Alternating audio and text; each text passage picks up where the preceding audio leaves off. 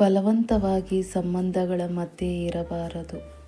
ಅದರ ಬದಲು ಒಂಟಿಯಾಗಿ ಬದುಕುವುದು ಒಳ್ಳೆಯದು. ಜೀವನ ಯಾವಾಗಲೂ ಒಂದೇ ರೀತಿ ಇರುವುದಿಲ್ಲ. ನಗುವವರು ಒಂದು ದಿನ ಅಳುತ್ತಾರೆ, ಈಗ ಅಳುವವರು ಮುಂದೊಂದು ದಿನ ನಗುತ್ತಾರೆ.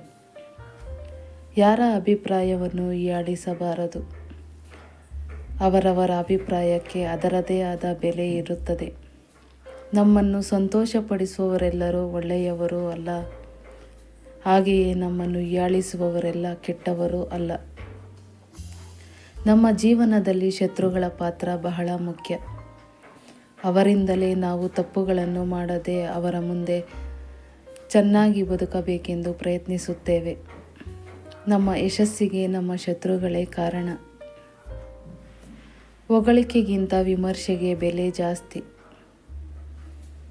ಇದರಿಂದ ನಮ್ಮ ಲೋಪದೋಷಗಳು ತಿಳಿಯುತ್ತವೆ. ಜೀವನದಲ್ಲಿ ಅದೃಷ್ಟವನ್ನು ಕಡಿಮೆ ನಂಬಬೇಕು.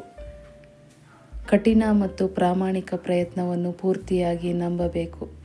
ನಮ್ಮನ್ನು ನಾವು ಪೂರ್ತಿಯಾಗಿ ನಂಬಬೇಕು. ಆಗ ನಾವು ಭಯಪಡುವ ಅವಶ್ಯಕತೆ ಇರುವುದಿಲ್ಲ. ನಮ್ಮನ್ನು ಯಾರಾದರೂ ಹೀಯಾಳಿಸುವಾಗ ಅವರಿಗೆ ಮಾತಿನ ಮೂಲಕ ಉತ್ತರಿಸಬೇಡಿ. ಸಾಧನೆ ಮತ್ತು ಒಳ್ಳೆಯ ಬೆಳವಣಿಗೆಯ ಮೂಲಕ ಉತ್ತರಿಸಿ.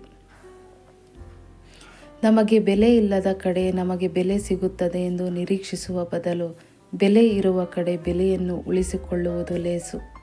ಜೀವನದಲ್ಲಿ ಬರುವ ಎಲ್ಲ ಪರಿಸ್ಥಿತಿಗಳು ಸಂತೋಷವಾಗಿರಲಿ, ದುಃಖವಾಗಿರಲಿ ಅಥವಾ ಯಾವುದೇ ಪರಿಸ್ಥಿತಿಗಳಾಗಿರಲಿ, ಅದು ಚಕ್ರದಂತೆ ಗುಂಡಾಗಿ ಸುತ್ತುತ್ತಿರುತ್ತದೆ. ಯಾವುದು ಶಾಶ್ವತವೂ ಅಲ್ಲ, ಹಾಗೆಯೇ ಕ್ಷಣಿಕವೂ ಅಲ್ಲ.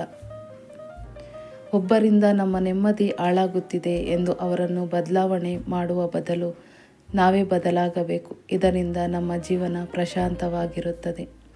ಒಮ್ಮೆ ಯಾರ ಮೇಲಾದರೂ ನಂಬಿಕೆ ಕಳೆದುಕೊಂಡರೆ ಆ ನಂಬಿಕೆಯನ್ನು ಮತ್ತೆ ಗಳಿಸುವುದು ತುಂಬ ಕಷ್ಟ.